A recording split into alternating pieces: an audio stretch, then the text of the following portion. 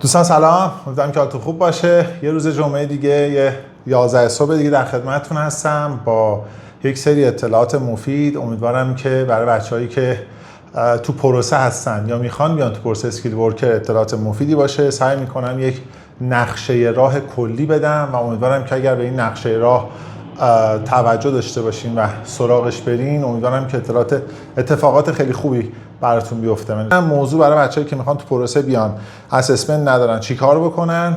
برای بچه‌هایی که دارن اخبار رو نگاه میکنن، تحلیل‌ها رو نگاه میکنن. بعد برام سراغ بچه‌هایی که ظرفیت‌ها رو بررسی بکنن که 189 190 491 ها چجوری بود امسال. بعد برام سراغ این که چه تکنیکی داریم برای اینکه پرونده بهتری داشته باشیم. یه دونه از اینا رو انجام بدیم. امیدوارم که یکی از این تکنیک‌ها به دردتون بخوره و بریم سراغ ادامه مطلب. امروز که داریم صحبت میکنیم از دو حالت پرونده خارج نیست. یا بچه‌ای هستن که تو پروسه هستن، اسکیل اسسمنت دارن، یا بچه‌ای هستن که هنوز اسسمنت ندارن و دارن به بقیه پرونده ها نگاه میکنن. سعی میکنم برای این دو تا بچه‌ها من نکاتی بگم که این نکات اگر رعایت بکنین شانستون رو تو پروسه بالاتر ببره. بچه‌ای که اسسمنت ندارن و از الان دارن تو پروسه، سعی بکنین سرعت کارتون رو ببرین بالا. من یک سری تحلیل میخوام بهتون بگم که امیدوارم در ادامه این تحلیل‌ها خیلی بتونه بهتون کمک بکنه. با سال گذشته شروع میکنم. تحلیل سال 1403 رو میرم برای اینکه معمولا این سوابق میتونن کمک بکنن توی جمع‌بندی کردن ما. سالی که گذشت از اول تیر تا آذر ماه عموم دعوتنامه ها برگزار شد و رانت‌ها برگزار شد و دعوتنامه ها رو دادن. چجوری بود؟ تقریبا اواخر جون یه دونه راند ما داشتیم، بعد سپتامبر داشتیم و بعد ماه نوامبر و دیگه از نوامبر به بعد ما تقریبا دعوتنامه برای 189 و 491 فامیلی اصلا نداشتیم.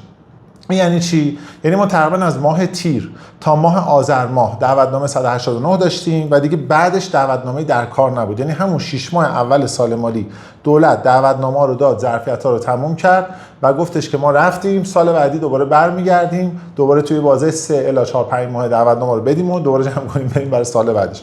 پس وقتی میگیم یک بازه طلایی وجود داره که شما اگر تو این بازه طلایی پروندهتون رو تشکیل داده باشین از قبل، نه که تو اون بازه طلایی بریم پرونده تشکیل بدین، از قبل پرونده تشکیل داده باشین، جمع‌آوری مدارکتون انجام داده باشین، اسسمنتاتون انجام داده باشین، نمره زبانتون گرفته باشین، تو اون بازه طلایی که سال گذشته از تیر ماه تا آذر ماه بود، بتونین از طریق اسپانسری ایالتی یا اسپانسری خود دولت با ویزای 189 دعوتنامه بگیرین یا 491 دعوتنامه بگیرین و برین منتظر ویزاتون باشین.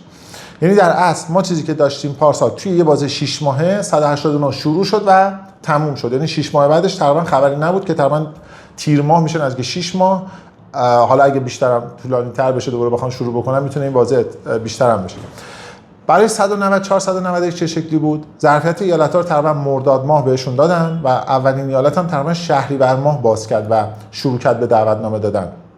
و خیلی هم طولانی نبود. یعنی اون دعوتنامه خوبایی که صادر کردن و بچه‌ها گرفتن شهریور تقریبا شروع کرد و آذر ماه تقریبا عمده اون دعوتنامه‌ای که می‌خواست بده رو داد و بعدش یهو داون شد سیستم و تقریبا 190 خودش رو جمع کرد. یعنی توی بازه شهریور، مهر، آبان، آذر، توی بازه 4 ماهه باز ویزای 189 توی بازه 6 ماهه اومد ظرفیتش رو استفاده کرد، ولی 190 و 491 توی اون بازه 4 ماه اصلی که طلایی که سال قبل هم میگفتیم شهریور تا آذر ماهه اومدن دعوتنامه رو دادن، تموم شد رفت. حالا بعدش تقریبا دارن دونه‌ای دعوتنامه میدن. یعنی شما الان یه اخبار کانالا رو نگاه بکنی، حتی کانال من، کانال همکارامون، شرکت‌های موجودی مختلف نگاه بکنی، مثلا یکی میاد میگه ما چند تا دونه مثلا دعوتنامه داشتیم. البته معمولا همکارای ما این شکلی نمیگن، میان یهو میگن تعداد بیشماری دعوتنامه بوده، کانستراکشن مثلا گرفتیم با مثلا یه رشته دیگه، یا مثلا عمران گرفتیم با یه رشته دیگه، چون حوزه کانستراکشن امسال خیلی خوب دعوتنامه داده.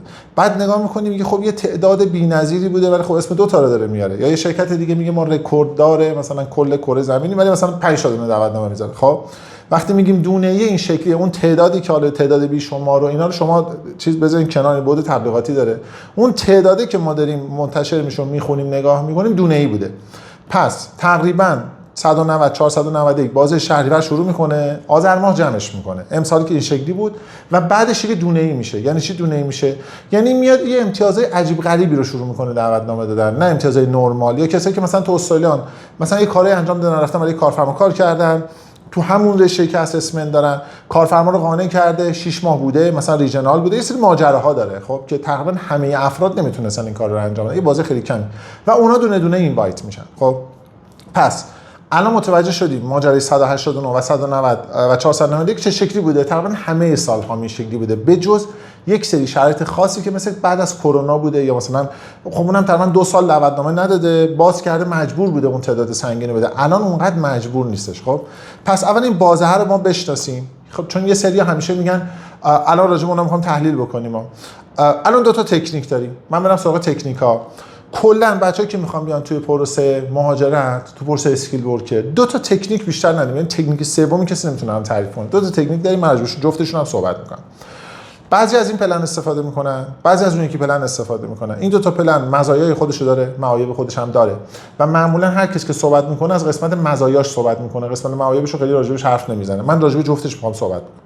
یه سری افراد تکنیکشون اینه، میگن ما اخبار رو نگاه میکنیم، صبر میکنیم این سال مالی شروع بکنن دعوتنامه دادن، ببینیم به چه مشاغلی دعوتنامه میدن، ببینیم استرالیا اصلا امسال چه جوریه و بعد از اینکه شروع کرد دعوتنامه دادن ما تصمیم گیری میکنیم. این یک تکنیکه، کسی میتونه بگه این تکنیک وجود نداره چون خیلی دارن انجامش. اتفاقی که اینجا میفته اینه که معمولا راند اولی که بعد از 6 ماه برگزار میشه، دقت بکنید دیگه، مثلا شهریور تا آذر، دوباره آذر تا شهریور سال بعد میشه 8 ماه که دعوتنامه نده درستاری، یا مثلا 189 که 6 ماه بعدش باز میکنه. وقتی 6 ماه دعوتنامه در کار نیست یا 8 ماه دعوتنامه قطع چکونی در کار هست، موقعی که اولین راند سال مالی بعد برگزار میشه با امتیازهای بالا رو برمی‌دارن، های پوینت ها رو برمی‌دارن یا شاید ویژه ها رو برمی‌دارن. و معمولا اون افرادی که اومدن سراغ این تکنیک که اول ببینن چه اتفاقی میفته بعد بیان توی پروسه، با اولین راند کارشون رو شروع نخواهند کرد. یعنی میگم 2 تا تاکتیک بیشتر نداریم، نمیتونیم تاکتیک سوم تعریف کنیم و تکنیک یکی هم دارن همین کارو میکنن. یعنی رو اولیه وقتی نگاه میکنن میگن نه امتیاز خوبی نیست، من چرا برم توی پروسه، این چه امتیازیه، خیلی بد. نمیاد نگاه کنه 6 ماه ران نبوده، نمیاد نگاه کنه کلا سیستم اسکیل ورکر رسول 10 ساله این شکلیه. خب پس کاری انجام نمیده، مجددا صبر میکنه ببینه آیا راند بعدی هست، آیا امتیازها پایین میاد و بعد بره تصمیم گیری کنه. اتفاقی که معمولا امسال چه شکلی بود، یه دونه راند جون بود، راند بعدی سپتامبر بود، راند بعدیش نوامبر بود. بیایم با هم تحلیل کنیم. پس تو جون کسی تصمیم گیری نمیکنه، حداقل اونایی که میان سراغ این تاکتیک. تو راند سپتامبر امتیازها خیلی اومد پایین، منم منتشرش کردم که بچه‌ها امتیازها اومد پایین، خیلی ارشاد شدن 75 امتیازی و کانستراکشن و فلان. افراد تو این شرایط معمولا شروع میکنن به تصمیم گیری کردن که خب حالا شد اون شرایطی که ما میخوام، رشته ها رو هم دیدیم و دعوتنامه رو هم دادن، ما بریم الان کارمون رو شروع بکنیم. یعنی کی میشه اواسط شهریور راند برگزار شده، اینا تا اون تصمیم گیری رو بکنن، ببینم کارشون رو میخوام بدن به کی، آیا اصلا مدارکشون اوکیه، شرکت اوکیه، شرکت خودشون همکاری میکنه، کدایی که وجود داره، تا تصمیم گیری کنن، جمع‌آوری مدارک انجام بدن، ترجمه مدارک جمع‌آوریشو دارن انجام بدن و بفرستن برای سازمان ارزیاب و نتیجهش بیاد. ما خب 24 تا سازمان ارزیاب داریم. من سریع‌ترینه رو میخوام راجع به صحبت بکنم، یعنی قطعا همه ممکن از این سازمان نباشن، من میخوام اتفاقا از همین سازمان استفاده کنم ببینیم حتی سریع‌ترین سازمان چه اتفاقی میفته. عموما جمع‌آوری مدارک تو شرکت‌های مهاجرتی عموما 2 ماه و نیم است. خیلی هم ممکنه ادعا بکنن که مثلا ما واقعا 9 ماه هست دیگه. یعنی اونایی که تو پروسه هستن احتمالاً این لایو دارن نگاه میکنن، چون من بعدن اونم لایو 20000 نفر نگاه میکنن. یعنی بعدن میام مثلا بله دقیقاً هم بازی که شما میگی. ما مثلا میام میترکونیم میگیم آقا ما ادعامون میشه رکورد داریم که اینم به نظر من ادعا کردن کار درستی نیست، چون مثلا نمیدونم شرکت دیگه داره چیکار میکنه، راجع به خودم میتونم صحبت کنم، راجع به اون که نمیتونم صحبت کنم. چیزی که حالا ما دیدیم و شنیدیم معمولا 2 ماه و نیمه بوده. حالا اون که انجام میشه، اون که انجام نمیشه اصلا پرونمون خاک میخوره، هیچ وقت هم جمع نمیشه. مثلا ما بیایم 1 ماه جمع کنیم، خیلی هم ادعا میکنیم آقا ما 30 روزه جمع میکنیم، ما بهترین این فلان جمع کنیم، ترجمه 10 روز 5 روز 7 روز و بعد میره برای سازمان ارزیاب، اونم سازمان ارزیاب 2 ماه بعد نتیجه میده. یعنی این شد چقدر؟ شد حدود 4 ماه و نیم تا اسسمنت دست فرد بیاد. فرد تو راند سپتامبر تصمیم گیری کرده، یعنی تو راند جونم نیومده هول بازی در بیاره، گفته بذار نگاه بکنیم ببینیم چی میشه. رفته تو راند سپتامبر تصمیم گیری کرده، گفته خب به این الان سال درستیه، من برم هزینه کنم. 4 ماه بعد میرسه دیگه. خب راند نوامبر رد شد که رسید به دسامبر و استرالیا هم راند نوامبر دعوتنامه آخرشو داد و تموم شد، رفت جمع کرد در رو بس، گفت سال بعدی میام. پس در اصل اون کسی که میشینه نگاه کنه راند شروع بشه و نمیدونم ببینه که اون سال خوبیه، کد شغلی‌ها در بیاد، ببینه چه کد شغلیه امسال، خب جمع میشه میره سال مالی. حتی 190 فرد دوباره تو سپتامبر تصمیم گیری کرده، چون تا سپتامبر تقریبا اصلا راندی 190 ما نداشتیم. اصلا نگاه میکنه ظرفیت‌ها مشخص شد، رشته‌ها خیلی خوب، اینا عالی، میاد سراغش. باز آذر ماه آخرین دفعاتی بودش که ایالات دعوتنامه خوب دادن. پس باز همون اتفاق و باز آذر ما رد میشه. دی و بهمن اسسمنتش به نمره زبانش هم داره، اصلا از قبل داره. یعنی من برای فرض میکنم یه نفر از قبل نمره زبانش رو گوشه در پر شالش و بعد میاد تصمیم گیری میکنه. خب اوکی، باز ران تموم شد و دعوتنامه در کار نبود، چون اصلا از دسامبر نوامبر که اصلا ران صدر شده نداشتیم که بخوام میگیم 2 تا دونه داده. 190 هم که تقریبا تموم شده، داره دونه ای میده. بچه‌ها تو صفن میدونن منظور من چی. پس این یه تکنیکه و استرالیا معمولا میاد جمع میکنه میره. چرا این کارو میکنه؟ که افراد نرن رزومه سازی بکنن، نشینن اصطلاحا نوسان سیستم رو بگیرن. ما تو بورس هم اینو داشتیم، تو سکه و دلار هم اینو داریم. تو مهاجرت نمیتونید نوسان اداره مهاجرت رو بگیرید. من میبینم یه سری از روی به نظر من حتی سادگی یا خیلی اصلا تازه اومدن تو پرسه مهاجرت دارن تحلیل میکنن، یه همچین تحلیلی دارن. واستا کدا در بیاد، نمره زبان تو بگی بذار پر شالت، نگاه بکن، بعد برو. خب بازم که نشد که، یعنی سیستمی که داری میگی که نمیشینه که. حالا این تاکتیکی وجود داره و افراد دارن انجامش میدن و تقریبا من مطمئنم که این لایو من یه تعدادی میبینن و باز من هفته بعد، 2 هفته بعد، 3 ماه بعد، 6 ماه بعد این موضوع رو ما همیشه داریم. یعنی یه موضوعی که هست، قرار من همیشه میگم از مسیر لذت ببر، مقصدی در کار. من همیشه باید این حرفا رو بزنم. یعنی من پارسالم گفتم، پیارسالم گفتم، 10 سال 9 سال دارم میگم، یعنی 9 سالی که دارم تحلیل میکنم دارم میگم، سال بعدم میگیم. خب این پلن ایه، خیلی دارن انجامش میدن. حالا پلن بی چیه؟ طرف میفهمه میخواد بره استرالیا یا کانادا یا آمریکا یا نیوزلند، حالا یه دونه از اینا رو میخواد بره. مثلا نمیخواد بره اروپا، چون ویزای کاری اروپا رو من میدونم چه شکلیه دیگه. مثلا میگن 950 یورو بیا برو آلبانی، بیا برو چه میدونم فلان کشور، بیا برو یونان، بیا برو حالا هر جایی. بعد شرایطش رو میخونم، چون ما حالا تو صنفمون نگاه میکنیم، دوستان میذارن لطف میکنن شرایط، اگه دوستان کسی هست مثلا بیاد و اینا همکاری معرفی میکنن، نگاه میکنیم زده جای خواب داره، غذا داره، بعد جای خواب رو نگاه میکنیم کانکس 3x3 3 نفر توش میخوابن، طرف زن و بچه‌شو نمیتونه ببره. پلن‌های موازی میشن اینا. یعنی من پلن بهتری نمی‌شدم که طرف بتونه با اقامت دائم بره، خدمات درمانی رایگان، نمیدونم حساب باز کردن، فرزند تحصیل رایگان توی مدارس، خودش بره هر شغلی میخواد، بعد 4 سال پاسپورت ندارن. اروپا ندارن چی سیستمی. و عموما هم همه ما تو خانواده‌مون داشتیم کسی که میگفتن رفته خارج داره کار میکنه، مثلا آلمان، فرانسه است، انگلستان، اسپانیاست و بعد میخواد برگرده زن و بچه‌شو ببره و بعد مثلا میدیم خود این فرد مثلا 5 سال بعد برگشته، میگفتیم چی شد مثلا فلانی، نه خیلی خوشم نمیاد، جای خوبی نبود، به نظر من هیچ کشور خودمون نمیشه. هممون اینو داشتیم تو آشناها، تو فامیل، تو دوستا، تو محل. خب نمیتونیم بگیم نبوده، من خودم خیلی دیدم. خب کشورهای اروپایی این شکلیه. پس استرالیا میمونه. منم دارم این کشور رو تحلیل میکنم، میرم سراغ پلن بی. طرف با توجه به چیزایی که اینا رو میبینه میگه آقا ما که میخوام بریم استرالیا و میریم. ما یه رزومه‌ای داریم، یعنی من یه رزومه‌ای دارم، شرکت منم یه حوزه فعالیتی داره و کارفرما یه میزان همکاری با من میکنه. من نمیتونم بگم آقا به من نام مدیر عاملی بده وقتی تکنسینم، یا وقتی تکنسین میتونم بگم برو من مدیر اداری ام. نمیتونی بدی بکنی. خیلی شرکت‌ها دیسیپلین دارن، همینجوری نیست که من چی میخوام. چون باز بعضیا میگن بذار مشاغل مشخص بشه تو برو بهترینشو بردار. مگه میشه الان عمران خوبه من برم کسی که پزشک خونده چجوری برامش عمرانی براش اقدام میکنم؟ نمیشه که. الان کانستراکشن خوبه، لوله کش خوبه، نجار خوبه، نمیدونم جوشکار خوبه، ما اینا رو اساس داریم، ما میذارم. ولی خب نمیتونم کسی که دام پزشک خونده رو برم جوشکاری براش اساس بگیرم. بله اینا خوبه تا 10 سال دیگه هم خوب باقی میمونه. خب نمیتونم دام پزشک یا مثلا جراح ببرم تو اینا که خب، یا مثلا اینکه ممکنه که خب من کارم اداریه، میگه خب اوکی اداری کلا 4 تا کد شغلی بیشتر نداره، این 4 تا هم رفتارشون یکسانه، 4 رقم کد اولش هم یکسانه، بس فکر نکنم میای بین اینا تغییرات ایجاد می‌کنی. خدای اداری 4 رقم اولشون چک کنید یکی او خب، یا کلا 8 تا کد اداری دارین تو مشاغل اداری به جز فنی‌ها که 2 تا 4 تا تقسیم شدن. حالا بریم کنار تکنیکال میشه. من لایوم کلا نمی‌خواستم این لایو تکنیکال بشه. پس ما یه محدودیتی تو رزومه خودمون داریم، توانایی خودمون. شرکت ما یه محدودیت فعالیتی داره، چون سازمان ارزیاب نگاه میکنه حوزه فعالیت شرکت و آگهی تحصیلش رو میخواد، وبسایتش رو چک میکنه، ممکنه حضوری باشه بره. داشتیم ما نمونه که حضوری رفته به تاسیس و خب تایید شده خدا رو شکر مورد. و شرکت هم که سری محدودیت داره با ما، یعنی میگه من این فردا رو دارم به تو نمیدمش، تو مثلا 2 سال داری اینجا کار می‌کنی، من بیاد بگم تو فلان شغلی. پس این به این نتیجه رسیده میخواد بره، به این نتیجه رسیده که این کشور مناسبه، به این نتیجه رسیده که آقا من هر موقع شروع کنم واسه سال مالی بعد دارم شروع میکنم. چون باز من پلن‌ای توضیح دادم دیگه، بشینم اونم نگاه کنم به گفته مدیپور قطعا اون سالو من ندارم، اینم رزومه منه، خب برام اساسم بگیرم دیگه. میاد میره اسسمنتشو میگیره و بعد اقدام بعدی که بعد انجام بده چیه؟ نمره زبانشو میگیره. یعنی اسسمنت نمره سازمان نمره زبان نیاز دارن. اسسمنتشو میگیره، نمره زبانش رو میگیره، ناتیش رو میگیره میذاره بغل دستش. خب تا اینجا کاری که میتونه انجام بده رو انجام داده. نمیتونه بره سیستم اداره مالیات هک بکنه که، نمیتونه بره مثلا میدونی سیستمی که وجود داره دیگه. این هم بر اساس سیستم بازی مونه. ما از قدیم بازی نمی‌کردیم. آقا این بازی این شکلیه، با قوانینش باید بازی کنیم. نمره زبانش هم میگیره. و اینجا کاریه که این پلن بیه دارم میگم دیگه. 80% پلن بیا تا همینجاشو میان. مشکل هم همینجا به وجود میاد. یعنی چی؟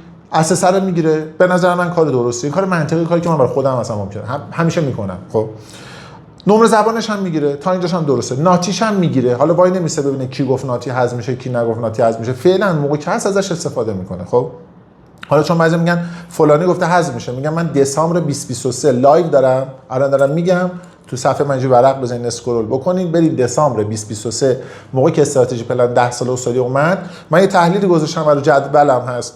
گفتم آقا تا روزی که ناتی هست استفاده کنین. خیلی هم استفاده میکنن و میبرن و خواهید دید الان تا چند وقت دیگه میشه 2 سال که هست حذف نشده. اونام که داشتن دعوتنامه‌شون گرفتن پای ویزا یا تو استرالیا، بعدن لایو میبینن این تیکه‌هاشو میخوام دیگه تیکه‌هاشو بذارم. خب یعنی صحبت 2023 رو میذارم، صحبت امروز هم که 2025 هم میذارم، حذفم نشه. حالا فردا مگه حذف بشه اوکی، اونا که تو این 2 سال داشتن استفاده کردن دعوتنامه گرفتن ویزا گرفتن تو استرالیا، خب بچه‌شون داره مدرسه. پس اینجا متوقفش میکنن. مشکل این پلن دومیا اینه که نمیره آپدیت امتیاز انجام بده. یعنی این الان داره کارشون رو خراب میکنه. درست اومده اساس گرفته، درست اومده نمره زبان داره میگیره، یا اگه میخوای به تو پروسه این کارا درسته آپدیت نمره زبان نمیکنه، یا من نمیدونم چی میشه، یه چیز دیگه براش جذاب میشه، پا میشه میره اون کارا رو انجام میده. حالا ممکنه کار چیز پیچیده نباشه، نمیدونم پا میشه میره مهمونی، پا میشه میره تفریح، پا میشه نمیدونم چه میدونم هر جایی یه کاری میکنه دیگه، یه کاری میکنه به غیر از اینکه آپدیت رو انجام بده دیگه. خلاص یه کاری به غیر از آپدیت و تقریبا مسیر رو ول میکنه. اینم اشتباهه. باید بگم این پلن سیه به نظر من. یعنی اینا که ول میکنن اینا میرن سراغ پلن سی که نداریمش ولی اینا ایجادش میکنن. ما به این دیگه باید بگیم پلن سی. من از اول صحبتم گفتم 2 تا پلن سی نداریم، الان پلن سی رو هم ازم پیدا کردیم. پس پلن بی درست چیه؟ اساس رو میگیره، نمره زبان رو میگیره، آپدیت میکنه، امتیازهای مرده رو زنده میکنه، حالا صبر میکنه سیستم رو تماشا میکنه. چرا؟ چون پلن‌های دیگه‌اش میشه اروپایی که توضیح دادم، میشه امریکایی که نمیگیره، میشه کانادایی که الان هر کی رفته پشیمونه داره برمیگرده، چون هندی چینی اومده با حقوق 1/5 داره کار میکنه، دنبال فقط جا خوابه. میگه مثلا تو همین رستوران شب میخوابم و اصلا این اصلا شرایط انسانی نیستش که من پاشم مثلا یه نفر بفرستم بره اونجا بره شب مثلا تو رستوران بخوابه. خب این چه ماجرا کردن تو مملکت خودت پیش پدر مادرت تو اعضای خانواده هستی دیگه، تو رستوران خوابیدنه چه، تو کانکس خوابیدنه چه. فکر نکنید اینا نیستا، اینا نمیان تعریف کنه، اینا برای ما که کارمون این برای میز نشستیم تو مشاوره داریم میبینیم. خب یا مثلا درآمدی یه جوری که حقوق میگیره میده اجاره خونه، چیزی سیوینگ نداره، بعد بره 2 شیفت کار کنه. اینکه استرالیا نایت لایف نداره و خیلی میگن حوصله‌مون سر میره. چرا نایت لایف نداره؟ چون طرف با یه شیفت کار کردن زندگیش میچرخه، ساعت 4:30 5 کارو تعطیل میکنه، با همون حقوق اجاره خونه‌شو میده، هزینه‌های حالا بیل و حالا هر چیز دیگه‌ای که داره هزینه‌های قبض‌هاشو میده و بعد با بقیه‌اش هم زندگی میکنه. نیازی نداره بره تا 10 شب کار بکنه. پس استرالیا نایت لایف نداره ولی کانادا داره، امریکا هم داره. اوکی.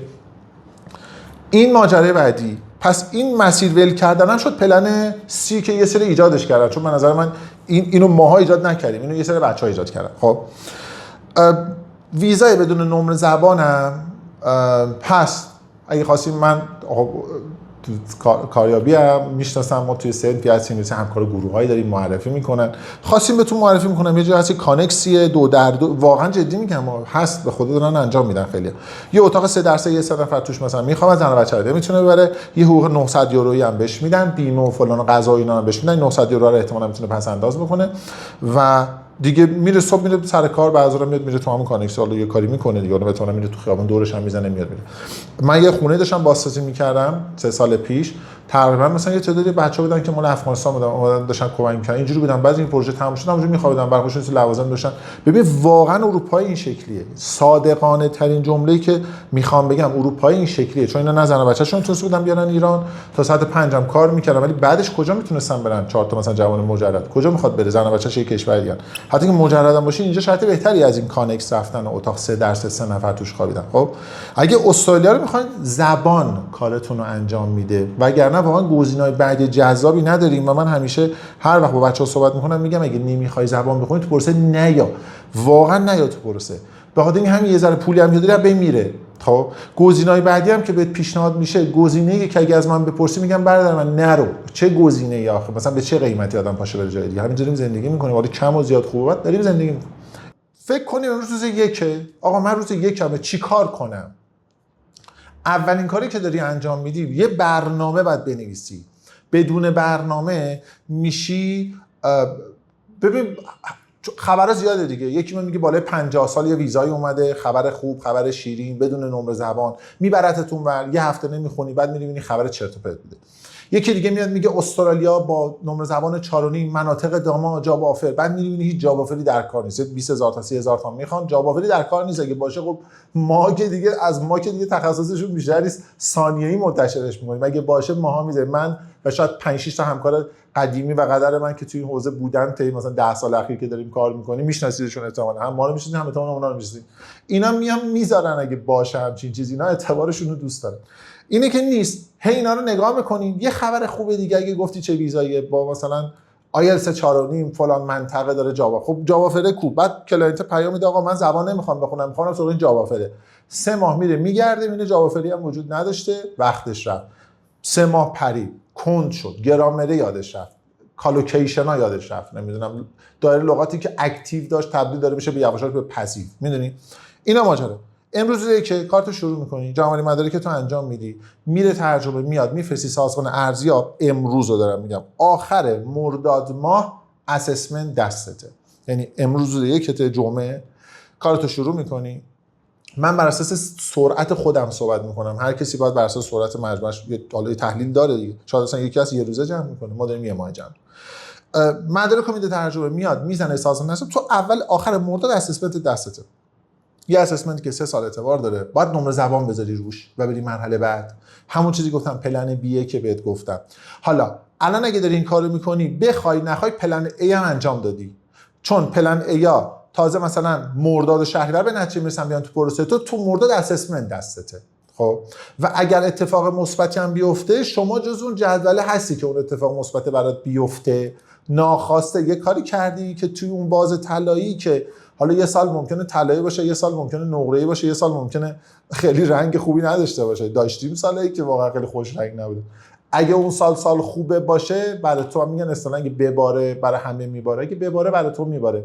ولی برای اونی که تازه میخواد تصمیم گیری کنه، بره اسسمنت بگیره، نمره زبان و فلان اینا، نمیباره، چون اصلا تو پروسه نیست. این اتفاق زیاد داره میفته. این از این.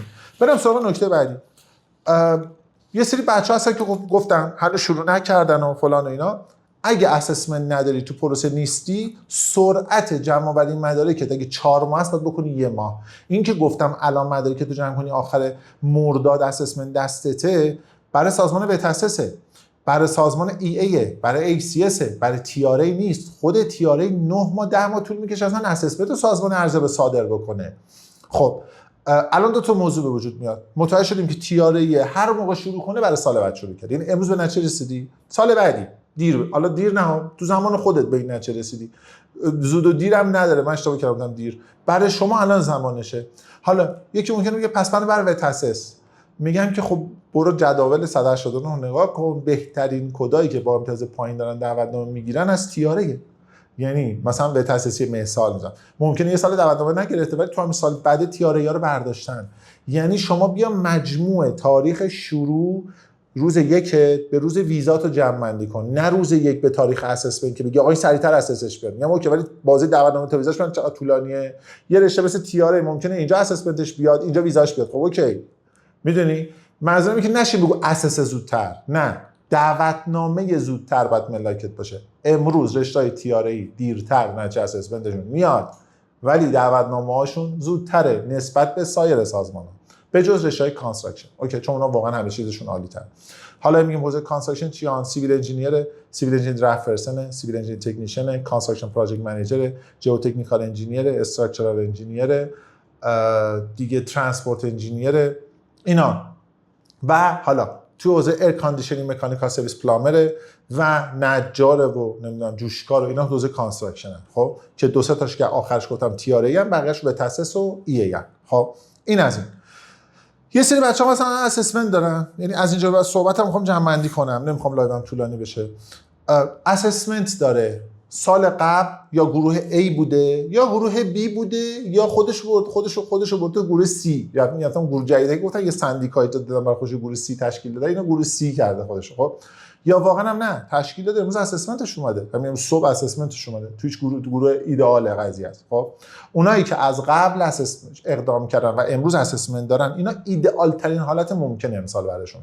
چرا؟ چون میتونن از روز یک ایالتی و 189 194 سال که استفاده بکنن. الان آپشن برات هست، استفاده کن. گروه A و B ممکنه نرسن حتی به راند اول، تو میتونی برسی. چه کاری باید انجام بده؟ اولین کاری که باید انجام بده دیدن اخبار و تحلیل اینو اونو ممنوع کنه. چون 2 بار تلورانس بخوره، 2 تا اصطلاحاً نوسان واسش ایجاد بشه که زبانو شروع کنم صفر کنم 2 بار اینا بهش بخوره میشه گروه سیه. یعنی میره قشنگ خود پرونده ایدئال رو برمی‌داره میره پیش گروه سیا. خب اخبار رو بذار کنار، ببین یک سریا تحصیلی کار میکنن، نفعشون تو چیه؟ بیا میگن اسکیل به درد نمیخوره. نفع اون توی اونه، نفع تو آیا با اون یکیه؟ نمیدونم. یه سری هستن ویزای استارتاپ کشور دیگه رو کار میکنن، نفعشون که اصلا میگن این پروسه به درد نمیخوره، طولانیه فلانه بیساره. نفع اون توی اونه، با نفع تو مشترک نیست. یکی دیگه هست زبان درس میده، نفعش تو اینه که تو بری باهاش کلاس زبان برداری و خب اگه تو با اون کلاس زبان برداری با اون ادامه میدی، چون تو با هر شرکت مهاجرتی بری قرارداد ببندی، اونا گروهای زبانی خودشونو دارن، اونو بهت معرفی میکنن، میری با اون میخونی. پس اگه بری با هر شرکتی الان قرارداد ببندی دیگه نمیری مثلا با اون یکی با اون معلم زبان کلاس برداری. اون نفعش تو چی میشه؟ اینه که بیا تو گروه مثلا F، اول نمره زبان و بعد ببینید مثلا هم گروه A میشه تقریبا، اول زبان تو بگی بعد برو ببین رشته چی میکنه تو گروه A. قشنگ هم توضیح هم دادم داستانش. اون نفعش توی اونه. یعنی اگه فردا همون چیزی که حالا هر کسی که اصلا نمیدونم معلم زبانم زیاده دیگه، یه نفر نیستش، ما با یه نفر کسی هم دوست داریم.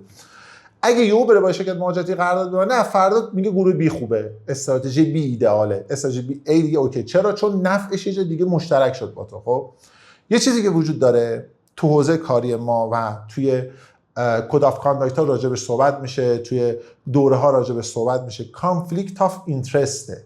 شما لزوما با افرادی که دارین دنبالشون میکنین اشتراک منافع ندارید. گاهی ممکنه تضاد در منافع شما و اونها به وجود بیاد به خاطر شرایط کاری اونها. شرایط کاری تو که ثابته، مقابل رسوله.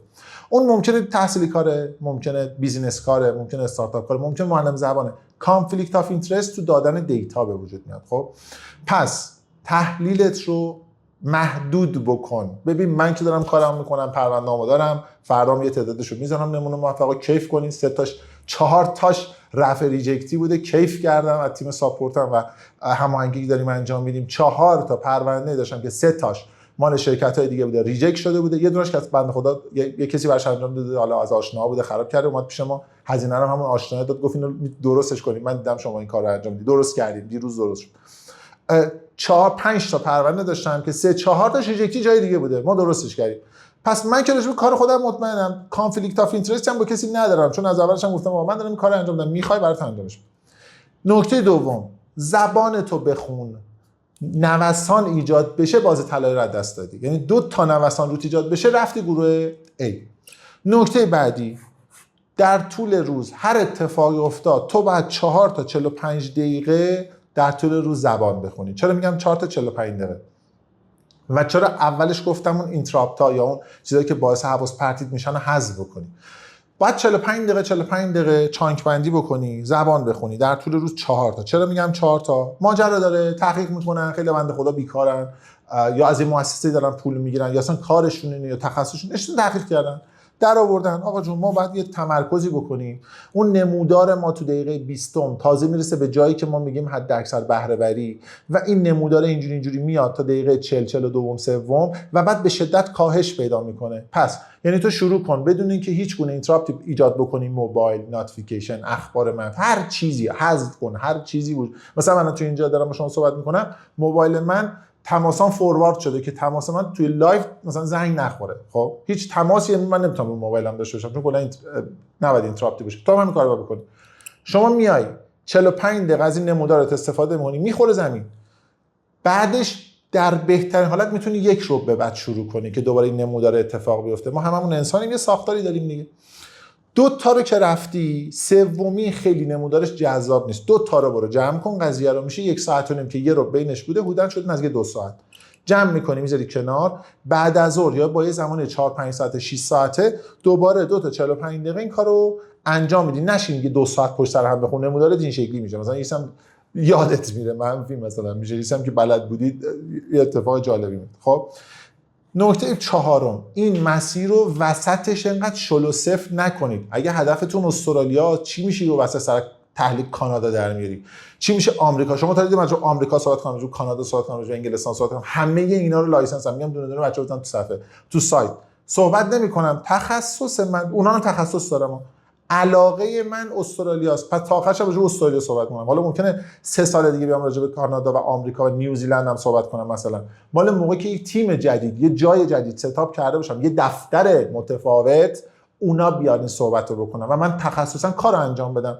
با اینکه مثلا مثال میزنم، تنها ایجنت رسمی تحصیل کشور نیوزیلند در ایران منم، میذارم لیستشو میذارم ایران، من تک و تنها اسمم بالا، نمیام صحبت کنم راجبش، چون من انتخاب کردم راجب استرالیا کار بکنم و تخصصم رو استرالیا باشه. با اینکه نیوزیلندم بلدم، یک کلام راجبش حرف میزنم. شما یه پست پیدا کردی که من نوشته باشم نیوزیلند، نمیگم. چرا؟ دلیل دارم، من تخصصی اینو انتخاب کردم، نباید اینتراپتی تو کار من ایجاد بشه. تو هم باید همین کارو تو مسیرت انجام بدی. یهو میبینم مثلا طرف واسه من آلمانی میفرسته، آقای مدپین خوبه، میگم من نمیدونم تو تا دیروز چتت با من راجع به استرالیا بوده، چی شد آلمان از کجا اومد؟ خب این از این. نکته بعدی، ما یه اصل داریم تو کارمون، اونم اینه منتظر کرونای بعدی نباشید. حالا نمیدونم شاید بقیه همکارانم همینو میگن، منتظر کرونای بعدی نباشید. معجزه‌ای در کار نیست. اینکه من بیام مثلا مثال میزنم، بیام بگم من با 50 امتیاز، از روی سریشه که با 85 امتیازم دعوتنامه مثلا به زور میدن یا کم میدن، من با 50 تا اومدم دیگه، ان شاءالله با همین میگیرن منو، و بعد برم فقط اخبار رو دنبال بکنم ببینم یه روزی برسیم به 50. داستان اونایی که میگن ما مثلا 1 گرم دیگه طلا بخریم، نمیدونم یه چیزایی میشه، شوخیاشو میکنه. داستان اونه، یعنی مثلا طرف رفته 100 گرم مثلا 50 گرم طلا خریده، داره آرزو میکنه همیشه کنفیگوش مثلا طلا با ارزش بشه. ما اینا رو تو پروسه مهاجرت هم داریم واقعا. یعنی طرف با 60 امتیاز اومده میگه اصلا ان شاءالله یه بمب چیزی بخوره این افراد، و من مثلا با 60 دعوت بشم. اینجوری نیست. یه بار معجزه اتفاق افتاد 2022 بعد از کرونا، این 10 دقیقه یه بار معجزه‌ای در کار نیست. اوکی من اینو بگم، اینو میگم واسه اینکه به خودشون بیان. یعنی برای من رویا فروختن خیلی آسان تره، یعنی اگه بخوام شروع بکنم خیلی اصلا مردم قد دوست دارن چند میلیون هر چیزی بیون، من بلد نیستم تکنیکال حرف بزنم. دنبال معجزه نباشه، دیواری معجزه بیاد برات داره ببرت. این نکته. و اگه بخوام جمع بندی بکنم، من اینا نوشتم، ببخشید که رو میخونم. یه چیزی ما داریم الان جمع بندی میکنیم با هم. من هر سال همین موقع حرفا رو میزنم، یعنی رفتم نگاه کردم پارسال چی میگفتم، نوت نوشتم امروز دارم میگم، چون نقاط درستی تو این بازه زمانی باید زده بشه. و واقعا رفتم نگاه کردم پست‌های قدیمم، پارسال من توی این روز تو اردیبهشت چی میگفتم، چون تحلیل عوض نشده که، سیستم عوض نشده، ما هم همون سیستم همون هیچ تغییری نکرده. خب همینه، رویه همینه. 190 491 میری نگاه میکنی، یه نفر میگه که آقا من با این امتیاز دعوتنامه نگرفتم، پس چون ببخش فلانی با این امتیاز توی گروهی دعوتنامه نگرفته، پس منی که الان اول مسیرم شل کنم، منم میشدم مثل همون دیگه. یعنی منم اساس میگردم میرفتم میشه همون میشستم، ما دوتا نمیگرفتیم. داستانه که ما 3 نفر کجا میبریم. خب خودتو با کسی جمع نزن، تو خودتی، اون خودشه، اون یکم خودشه. اگه اون ویزا بگیره بره، دست تو رو نمیگیره به خودش ببره، ریجکت هم بشه دست تو رو نمیگیره، ریجکت بشه تو مال خودتی، اون مال خودشه. اوکی. نکته بعدی، الان اصلا اگه راندی برگزار میشه که تو منتظری اون یکم دعوتنامه بگیره، من که گفتم تا آذر جمعش کردن، شستن، رفتن، دوباره از تیر و مرداد شروع میکنن. خب پس نگاه نکن فلانی نگرفته، بعد مگه مثلا اون بنده خود میگه نماینده ای توئه، مثلا وکالت داره ازت، ول کن کار خودتو بکن. سندیکا مگه تشکیل دادید که اگه فلانی نگرفته من شل میکنم؟ دارم میبینم اینا رو روزانه ها. خب سندیکا رو خودتون درست نکنین، هر کی مال خودش کارشو ببره جلو، کار خودتو بکن. اینو نوشتم اینجا. نکته بعدی، اون فلانی که ملاک قرار میدی، یعنی یه نفر میکنی سنگ محک، ما یه کاغذ تورنسری داشتیم میذاریم تو اسید و باز رنگش عوض میشه، اونو کردی سنگ محک، اون فردا دعوتنامه بگیره میره اونور دنیا، تو دوباره بعد بی از اول مسیر مسیر خودت زندگی بکن.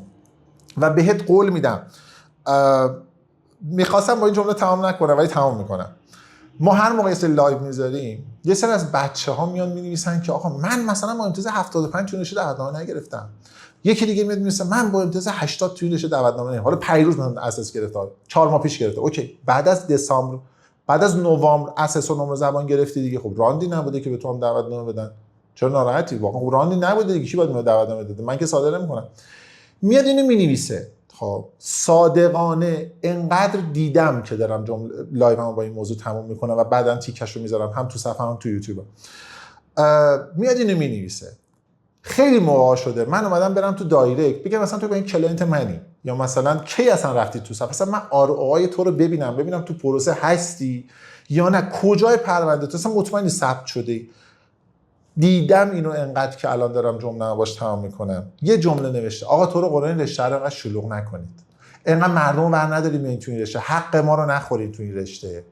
بعد یان سرم سود میکشه این کجا رو دیده. این الان میگه من برم تو 10 تا کانالم بگم آقا ما که دعوتنامه نگرفتیم، یه تعدادم بیان دل سرد بشن نمره رو نذارم، من تو صف تنها میمونم و بعد دعوتنامه من نمیدم. بعد حالا اینا میبینن دیگه، حالا یا میبینن یا نمیبینن. همیشه گفتم اینکه ما پای دیگران رو مثلا هدف قرار بدیم پاشو بشکنیم، ما نمیتونیم سریعتر راه بریم یا بدویم. ما برای خودمونیم، اون برای خودمون. و رقیبای ما از هند و چین و بریم 10 تا کشور اولی که ویزا میگیره رو ببینید، ایران جزوشون نیست تو 189 واقعا. یه بار تا ششم 190 اومد، بعد دوباره تموم شد. خب ما نیستیم جزو نفرات اول. خب این چیزا نه یا دل سردتون بکنه. من شاید روز منتشر کنم، یعنی شاید اصلا منتشر بکنم.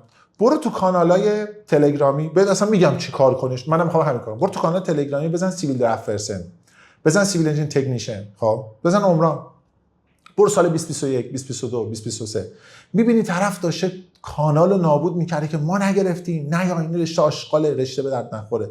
خب تو هم راند سپتامبر با 75 تا اینا رو برداشت، هم تو راند نوامبر 70 شون هم حتی برداشت. خب این الان کجا میان میگن دوباره با همون حجم بچه‌ها بیاین گرفت؟ نه، اون الان حالا داره تو چه گروه‌های صحبت میکنه؟ آقا چرا ویزای داره دیر میاد؟ من 3 ماه و نیم منتظرم ویزام نمیاد. با یه حجم دیگه باز تو میری نگاه میکنی میگی من دعوتنامه میگیرم موضوع ویزا میاد. باز ویزاشو که میگیره میره، ما یه پست میذاریم آقا استوری درش باز شد، حزب اومد میخواد دوباره تو کانال بگین نه، همون کانال پست قبلی من پین شده، بریم پیام پین شده رو بخونید. نیان چه خبر اینجا رو شلوغ کردید، این هندوستان شده، این چین شده. جملهش عکس دروازه‌بانی دیدم پشتش پر بود، میگفت خیلی ها پشتتم ولی منتظرن گل بخوری. با این کامنت ها و با این نمیدونم پیام ها و اینا، نه خیلی خوشحال بشو، نه خیلی شل بکن که ول کنی پروسه خودتو انجام بده، مسیر خودتو زندگی بکن. اینو میگم. شاید هم بعضی از بچه‌ها چون این بازهای زمانی رو نمیشناسن، یعنی نمیدونه تیر تا مثلا تیر شروع کرده آذر جمعش کرده، یا 190 شهریور شروع کرده آذر جمعش کرده، بهشون نگفتن جایی رفته کارش شروع کرده که اصلا همچین تحلیلی نبوده، بهش گفتن تو هر وقت بذاری فرداش دعوتنامه‌ای. خب این بعد بره به همون آدمه بگه آقا فلانی شما اینو به من گفتی چی شد؟ بعد اون باید بیاد بره از حرفش دفاع بکنین، بعد برین 2 نفری، چون تو پذیرفتی حرف اشتباه یه نفر دیگه رو، برو به همون آدم بگو چی شد، یه تحلیل جدیدی من یه جا دیدم، حالا شما هم باید ببینید. من همیشه میگم آقا بار اولته، من توقع ندارم یه نفر که بار اولشه حرفی رو بزنه که مثلا منی که 10 ساله دارم این کارو انجام میدم بزنم. قطعا اگه اینجوری باشه من مسیرم اشتباه رفتم بعد 10 سال. خب اما از بچه‌ای که تو پروسه هستن ممکنه یه وعده‌ای بهش داده باشم، بره به اون فرد بگه تو به من اینو گفتی. من لایوام چرا سیو میمونه؟ واسه اینکه بگم آقا من 2023 این حرفو زدم، 2022 این حرفو زدم، 2021 همش هست، 2024 هم این حرفو زدم، برم تیکه تیکاشو برم میگم من که اینجا گفتم، من که اینجا هم گفتم، من که اینجا هم گفتم. این از این. امیدوارم که این لایو براتون مفید بوده باشه. تونستم امیدوارم 40 دقیقه جمعش بکنم، چون میدونم بعضیا نگاه میکنن. امیدوارم یه تحلیلی بهتون داده باشم و همین به درتون بخوره. من سیوش میکنم. اگه کار یه نفرم راه بندازه، من چون جمعه از تعطیلی میزنم میام و دوره میرم بیرون، کار یه نفرم راه بندازه برای من کافیه. حالا شعاری نشه کار 2 نفر راه بندازه دیگه واقعا کافیه دیگه، یه دونه بیشتر دیگه که به اضافه یک کار 2 نفر انجام بشه و متوجه بشن ماجرا چیه، برای من کافیه. من لایو جمعه رو تقریبا تبلیغاتی نیست، میام صحبت میکنم و میرم و همیشه به این نتیجه مثلا ما یک شنبه ها بذاریم. بعد میگم شنبه چون تو تایم کاریت ممکنه دو تا تبلیغ هم بکنی، ولش. جمعه ها میایم میگیم ما میریم. امیدوارم مفید باشه و اگه دوستی داری فکر می‌کنی بازه ها رو نمیدونه، ماجرا چه شکلیه، نمیدونه، ناامید شده دوره، یا یکی خیلی عجیب امیدواره، اینو براش بفرست. این نوسانه خیلی پررنگ کمرنگتون نکنه. دم همتون گرم، مرسی، خوشحالم که با ما بودین. سعی می‌کنم تیکه‌هاش حالا با دوربین دیگه همکارا ضبط کردن، تیکه‌هاشو بذارین در طول هفته شاید مفید باشه. دمتون گرم، مرسی. جمعتون بخیر، بریم تفریح کنید. مرسی بچه‌ها، خداحافظ.